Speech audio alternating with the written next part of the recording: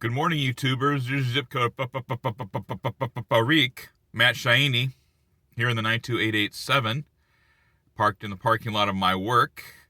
It's been a while, I know, since I've done any videos, and pending some really big changes here, perhaps. But I thought I would talk to you guys just for a few minutes, the Zip Code Freak community. Anyway,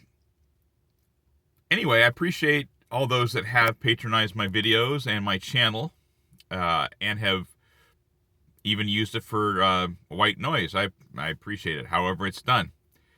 I want to talk a bit about the world before zip codes, and really the zip codes are an American thing.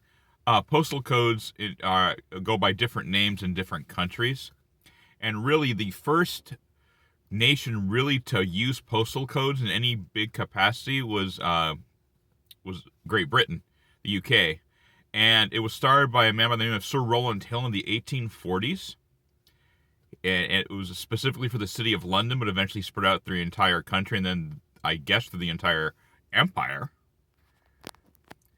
And they they started with essentially a letter and a number, and it grew to be two letters, a number, a space, and then a number and two letters.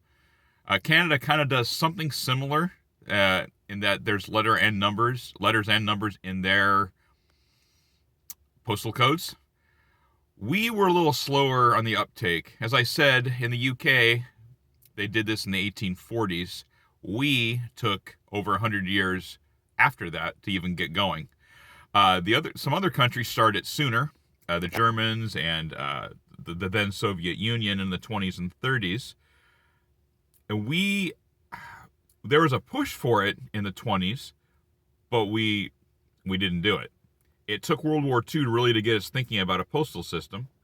And oddly enough, or maybe not so oddly, because our highway system also was inspired by Eisenhower seeing what the Germans were doing, our postal system was really inspired by Germany.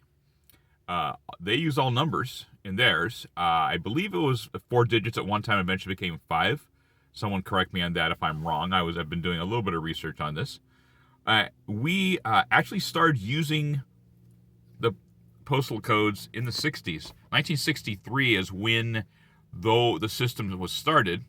1967, year of my birth, was the year that became mandatory.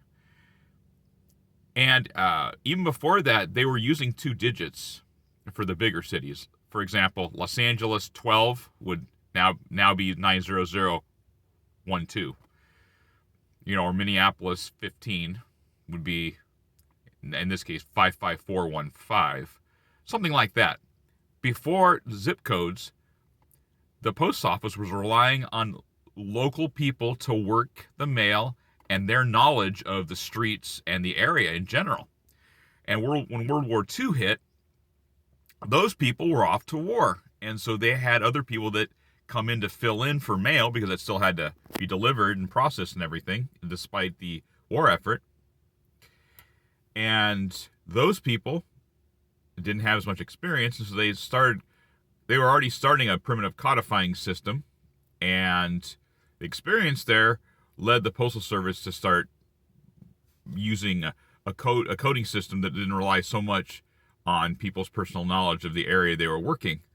In some ways, that was more efficient. In some ways, it's kind of sad because numbers make things easy, make them more efficient. It also doesn't give people as good a touch in their communities, too. But it does make it easier to talk about an area when it has codes also. So anyway, that's just my informal talk on the zip code system and how it came to be and what inspired it here. Hit like, hit subscribe, leave a comment in the comment section below, and we'll see you in the next video. Have a good one.